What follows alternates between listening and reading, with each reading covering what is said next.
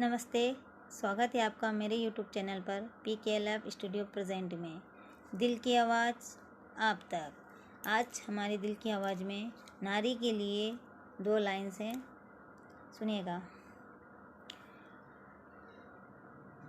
चुप रहूं मैं कि चुप रहूं मैं सहूं भी मैं, कि चुप रहूं मैं सहूं भी मैं, बोलूं तो बदतमीज हूँ मैं। क्यों? क्योंकि नारी हूँ मैं। घूंघट करूँ मैं, सिर झुका के चलूँ मैं। घूंघट करूँ मैं, सर झुका के चलूँ मैं। देखे कोई और मुझे तो बदचलन भी मैं हूँ। क्यों? क्योंकि नारी हूँ मैं। पराए घर से मैं हूँ, पराए घर से मैं हूँ, पराए घर की भी मैं ही हूँ। घर से बेघर भी मैं हूँ। क्यों? क्योंकि नारी हूँ मैं। पढ़ी लिखी हूँ मैं, अरे पढ़ी लिखी भी हूँ मैं, समझदार भी हूँ मैं। पैसे से गृहिणी हूँ मैं, कि पेशेवर से गृहिणी हूँ मैं। क्यों? क्योंकि मैं नारी हूँ। बेटी हूँ मैं, पत्नी भी हूँ मैं। बेटी हूँ मैं, पत्नी भी हूँ मैं। बात हक की हो तो सिर्फ एक नारी हूँ मैं। क्यों? क्योंकि मैं नारी हूँ मैं। कलयुग हो या द्वापर युग हो या हो त्रेता युग, बेटियों का भाग्य मैया तूने ऐसा क्यों है बनाया। चल ना सके 4 कदम वो अकेली, मैया तूने ऐसा भाग्य बेटियों के ही क्यों बनाया। डर डर के वो जीती है, कि डर डर के वो जीती है, ऐसा भाग्य तूने क्यों उनका बनाया। युग चाहे कोई सा भी हो, बेटियों को सबने ही सताया है, कि बेटियों को सबने ही सताया है। कि सीता जैसी नारी को भी किसी एक इंसान ने सताया है। उनके ही पति ने उनको बिना गलती के घर से वनवास निकाला है। बेटियों का भाग्य मैया तूने ऐसा क्यों बनाया है। द्रौपदी जैसी नारी को भी दुर्योधन ने सताया है, कि द्रौपदी जैसी नारी को भी दुर्योधन ने सताया है। उनके ही पति ने उनको दांव पे लगाया है। मीरा जैसी नारी को राणा ने भी सताया है, कि मीरा जैसी नारी को राणा ने भी सताया है। उनके ही पति ने उनको जहर पिलाया। नारियों का भाग्य मैया तूने ऐसा क्यों है बनाया। अहिल्या जैसी नारी को भी राजा इंद्र ने सताया, कि अहिल्या जैसी नारी को भी राजा इंद्र ने सताया। उनके ही पति ने उनको पत्थर का बनाया। क्यों? ये सारी बात इसलिए हो रही है कि सीता मैया, द्रौपदी, मीराबाई और अहिल्या ये सभी गुणवान नारियां थी। पर कारण क्या था कि वो एक नारी थी। क्या कारण था कि वो एक नारी थी, इसीलिए उनके बेटियों का भाग्य मैया तूने ऐसा क्यों बनाया, ऐसा बताया गया है। क्यों? क्योंकि वो एक नारी थी। अगर वो पुरुष होती तो शायद उनके ऊपर कोई लांछन नहीं लगता, कुछ नहीं लगता। सीता मैया अग्नि से पवित्र थी, फिर भी उन पर लांछन लगाया गया। द्रौपदी का क्या दोष था, फिर भी उन्हें अपने पतियों ने सिर झुका कर दांव पे लगाना पड़ा।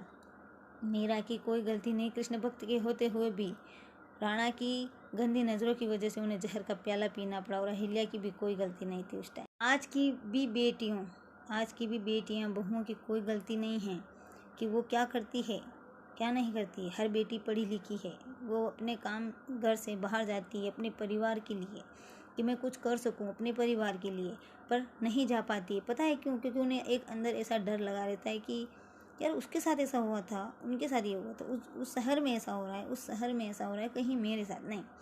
अगर सच में अपनी बेटियों को साहस बनाना चाहते हो तो एक एक चीज़ ऐसी सिखाई जाए उन्हें, और सबसे पहले उन्हें हथियार दे दो हाथ में, ताकि जहाँ भी वो इंसान दिखे, जहाँ भी उनके ऊपर गंदी नज़र चली जाए, उन्हें वहीं काट दिया जाए। अरे बेटियां हैं इसका मतलब ये नहीं कि तुम जो चाहे मन करोगे। अरे एक छोटी सी बच्ची को मंदिर के बहाने ले जाकर उसके साथ गलत किया जाता है। एक 60 साल की और और के साथ भी गलत किया जा रहा है। कैसा कलयुग है ये। नारी का सम्मान करो, ये सोच के बैठ जाते हैं कि यार इतना कुछ गलत हो रहा है, इतना कुछ बेटियों के साथ, सबसे ज़्यादा बच्चियों के साथ या उनसे बड़ों के साथ, हर जगह कहीं ना कहीं कुछ ना कुछ होता ही रह रहा है। आज वहाँ की खबर सुनी, यार 7 साल की बच्ची थी, 2 साल की बच्ची थी, 2.5 साल की बच्ची थी, हो क्या रहा है। और हमारे ऐसे कहने से या त्राहिमाम करने से कोई भगवान आके अवतार नहीं लेगा।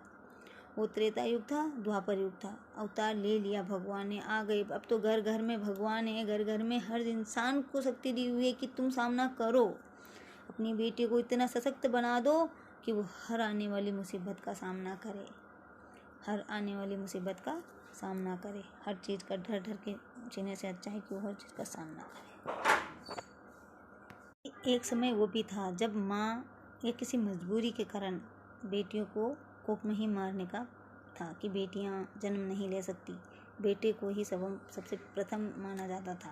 पर उस टाइम पे जब बेटियों को मारने की प्रथा चली थी ना, तब तो लोग मतलब सबने ये कहा था कि यार बेटी होना ज़रूरी है, बेटी ही बेटा है, बेटी ही बेटा है, ठीक है, ये चीज़ चली थी। जब बेटी हो गई, बड़ी हो गई, तो मेरे हिसाब से कोई कहीं कहीं ऐसा घर होगा जहाँ पर बेटी को बेटा माना जाता है, ठीक है। और अब है ना, अब आगे आने दो, समय आने दो। अब जब कभी भी किसी के कोख में अगर बेटी जन्म लेती है ना, तो वो माँ यही सोचेगी, यही भगवान से विनती करेगी कि माँ मुझे बेटी नहीं चाहिए, मुझे बेटा ही चाहिए। क्यों? क्योंकि अगर मेरी बेटी ने जन्म लिया तो लोग उसे नोच देंगे, उसे खा लेंगे।